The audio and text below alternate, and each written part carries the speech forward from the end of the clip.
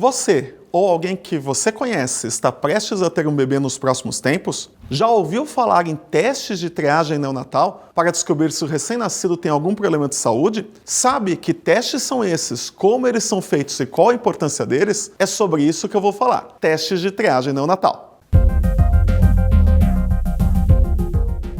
Nas primeiras horas de vida, ainda na maternidade, o bebê deve ser avaliado sobre os mais diversos aspectos. São analisados itens mais simples, como a estatura do bebê, o peso, o tamanho da circunferência da cabeça, e itens mais complexos, como os reflexos neurológicos, a força muscular, a reação aos estímulos, a ausculta dos sons do coração, entre diversos outros aspectos fundamentais para saber se está tudo bem com a criança que acaba de nascer. Para tornar essa avaliação mais completa e segura, existem os chamados testes de triagem neonatal. Esses testes compõem uma lista de exames e avaliações obrigatórias, que possibilitam suspeitar precocemente de possíveis condições de saúde que podem não ser aparentes ao nascimento, mas que, se tratadas cedo, podem garantir um futuro mais saudável para a criança. Mas antes de explicar cada teste, precisamos entender melhor o que são testes de triagem. Em medicina, quando falamos em testes de triagem, estamos falando de uma espécie de filtro, onde conseguimos separar as pessoas que certamente não possuem uma doença ou um conjunto de doenças daquelas pessoas que eventualmente podem ter algum problema e que vão merecer um olhar mais direcionado, uma atenção especial. O teste de triagem geralmente é um teste mais simples e mais acessível que o exame confirmatório, o que torna possível fazer um teste em um número maior de pessoas. Contudo, o teste de triagem alterado nunca confirma a existência de nenhuma condição ou doença, apenas aponta a necessidade de uma investigação adicional. Se uma pessoa colhe um teste de triagem e o resultado vem normal, podemos ficar tranquilos, pois dificilmente aquela pessoa tem algum problema em relação à condição que está sendo avaliada naquele teste naquele momento. Agora, se a pessoa é submetida a um teste de triagem e o resultado vem alterado, isso não traz uma resposta definitiva, apenas indica que a pessoa vai precisar de uma avaliação mais aprofundada, seja com novos exames ou com a avaliação de algum especialista, para poder dizer se realmente ela tem algum problema ou não. É assim que funciona também com os testes de triagem neonatal. Mas afinal, quais testes são esses? Eu vou falar aqui dos 6 mais importantes.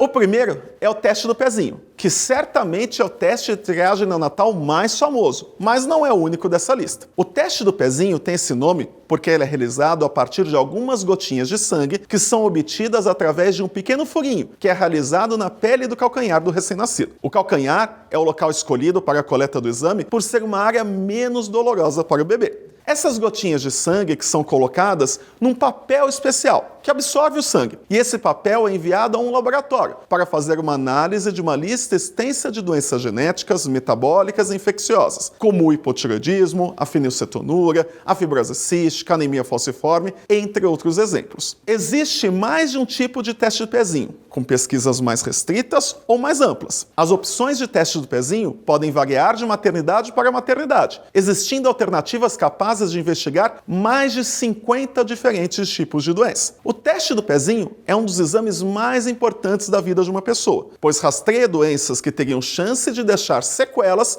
se não fossem tratadas precocemente. Para uma análise adequada do resultado, o ideal é que o teste seja colhido após 48 horas de vida do bebê, muitas vezes já próximo do momento da alta da maternidade. O resultado do teste é obtido em 1 a 2 semanas após o nascimento do bebê. E se vier com o resultado fora do esperado, essa alteração deve ser discutida com o pediatra que faz o acompanhamento da criança, pois mais exames poderão ser necessários para confirmar se realmente há algum problema de saúde ou não.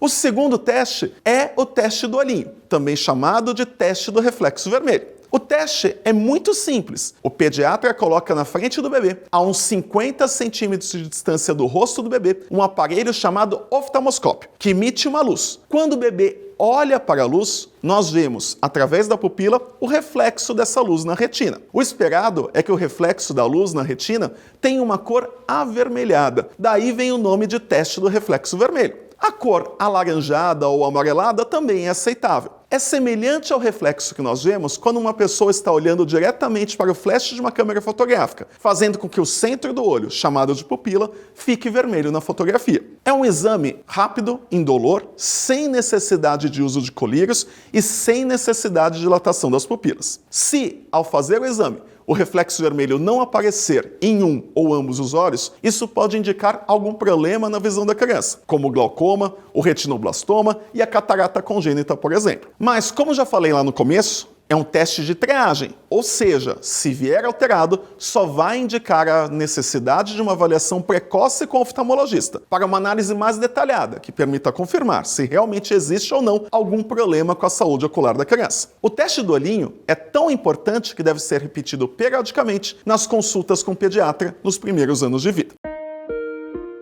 Terceiro, o teste do coraçãozinho. Esse teste ajuda a detectar problemas do coração do bebê, as chamadas cardiopatias congênitas, que são condições em que o coração não se desenvolveu corretamente antes do nascimento. 25% das cardiopatias congênitas são consideradas críticas, que são aquelas que terão necessidade de cirurgia ou cateterismo no primeiro ano de vida. O teste do coraçãozinho é voltado especificamente para esse tipo de cardiopatia congênita, as consideradas críticas. Dados da Sociedade Brasileira de Pediatria indicam que 1 a 2 bebês a cada 1.000 nascidos vivos apresentam cardiopatia congênita crítica, sendo que 30% deles teriam o risco de receber a alta da maternidade sem diagnóstico, pois não apresentariam os primeiros sintomas da doença logo no início da vida. Fazer o teste do coraçãozinho permite um diagnóstico precoce e, por consequência, o tratamento adequado, prevenindo sequelas graves. Apesar do nome complexo, o exame é simples, rápido e indolor. Para realizar o teste do coraçãozinho, coloca-se um pequeno sensor, parecido com um adesivo,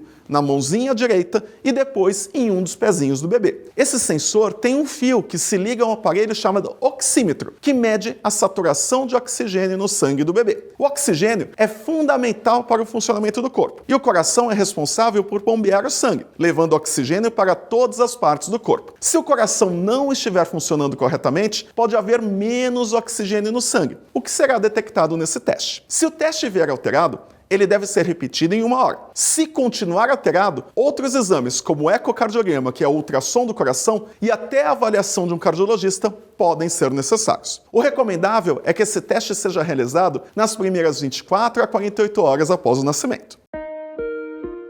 Quarto, o teste da orelhinha, o teste de triagem auditiva neonatal. Para esse teste, é colocado uma espécie de fone de ouvido na orelhinha do bebê. São emitidos sons suaves e delicados, que não incomodam nem machucam o bebê. O ouvido do bebê é capaz de captar esses sons e responder de uma maneira automática. O aparelho irá medir as respostas e avaliar se o ouvido do bebê está funcionando adequadamente. O que estamos buscando é verificar se o ouvido do bebê está reagindo normalmente aos sons. Se as respostas estiverem dentro dos padrões esperados, isso é indicativo que a audição do bebê está bem. No entanto, se o teste mostrar que o bebê não está reagindo aos sons de maneira esperada, isso pode ser um sinal que há um problema na audição que precisa ser avaliado mais a fundo. Caso seja identificado algum problema no teste da orelhinha, é importante lembrar que isso não significa automaticamente que o bebê tem uma perda de audição permanente. Serão necessários outros testes para confirmar o resultado e determinar qual a melhor abordagem para garantir a saúde auditiva do bebê. Estudos demonstram que 1 a 6 bebês a cada 1.000 nascidos vivos têm deficiência auditiva. O teste da orelhinha é uma medida preventiva e fundamental para garantir que o bebê tenha todas as chances de desenvolver a audição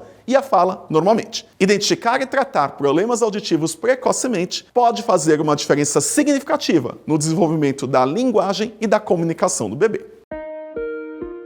Quinto, o teste da linguinha. Ele consiste na observação atenta do frênulo da língua, que é uma pequena membrana que liga a parte de baixo da língua à boca. Em algumas crianças, esse frênulo pode ser mais curto ou mais grosso que o esperado, restringindo a movimentação da língua. O termo médico desse problema é anquiloglossia, condição popularmente conhecida como língua presa. No teste da linguinha, será avaliado a movimentação da língua e a aparência do frênulo da língua. Avaliar esse aspecto logo após o início da vida é importante, porque o frênulo curto pode interferir negativamente na amamentação, pois pode prejudicar a pega e a sucção do bebê, podendo machucar a mama e dificultar o ganho de peso. E posteriormente pode afetar o desenvolvimento da fala da criança. Se for identificado que o freno da língua é curto demais, pode ser recomendado um procedimento chamado frenotomia ou frenectomia, que é uma pequena cirurgia para cortar o freno. Esse procedimento é rápido, pode ser realizado ainda na maternidade e geralmente não requer anestesia. É importante ressaltar que nem todos os bebês com freno da língua curto vão precisar de frenectomia. Apenas os bebês que apresentam dificuldades na amamentação ou riscos para o desenvolvimento da fala serão encaminhados para avaliação. E o sexto é o teste do quadril. O principal objetivo do teste do quadril é detectar uma condição chamada displasia do desenvolvimento do quadril, que indica uma alteração do encaixe entre a cabeça do fêmur, que é o osso longo da coxa, com o acetábulo, que é o nome da superfície da articulação do osso do quadril. A displasia do desenvolvimento do quadril pode atingir 3 a 5 bebês a cada 1000 nascidos vivos, sendo mais frequente em algumas situações, como em crianças que nascem de parto pélvico. O exame é simples, rápido e indolor. Para realizar o exame, o pediatra coloca o bebê deitado e realiza alguns movimentos suaves na perninha do bebê, gerando uma leve sensação de pressão nas articulações do quadril. Esses movimentos permitem observar a estabilidade das articulações do quadril e verificar se há algum sinal de instabilidade ou desalinhamento da articulação. Se for identificada alguma alteração, o médico pode recomendar exames adicionais, como uma ultrassonografia do quadril. Se a displasia do desenvolvimento do quadril for confirmada, será necessário o encaminhamento a um ortopedista pediátrico. Existem tratamentos não invasivos, como um tipo de suspensório, para garantir que o desenvolvimento do quadril ocorra de forma saudável nos bebês com displasia de quadril, preservando a movimentação adequada da coxa e podendo evitar a necessidade de cirurgias ortopédicas no futuro. O diagnóstico tardio da displasia do desenvolvimento do quadril pode trazer sequelas graves na movimentação e na articulação para o restante da vida. Enfim, os testes de triagem neonatal englobam muitos pontos fundamentais à saúde do bebê. A maioria dos testes citados aqui são obrigatórios por lei para todas as maternidades brasileiras. Porém, eles representam apenas uma pequena parte de tudo que precisa ser avaliado em uma criança nas primeiras horas após o nascimento. Eles são a demonstração de que a prevenção de doenças deve estar presente desde o início da vida. Portanto, agende uma consulta com um pediatra ainda no pré-natal e tire todas as suas dúvidas. Informe-se para garantir o melhor cuidado do seu filho desde o nascimento. Esse é o objetivo do canal Doutor Ajuda. Educação e saúde. Informações de saúde e bem-estar confiáveis para você se cuidar melhor e dos seus filhos também. Você está gostando do canal Doutor Ajuda? Então se inscreva no canal. Para se inscrever, você tem que entrar na página do canal Doutor Ajuda no YouTube e clicar em se inscrever. Tá vendo esse sininho aí que fica aí do lado? Clique nesse sininho que automaticamente você vai receber os vídeos toda semana. Se você gostou desse vídeo que acabou de assistir, deixe seus comentários, curta e compartilhe com seus amigos e familiares.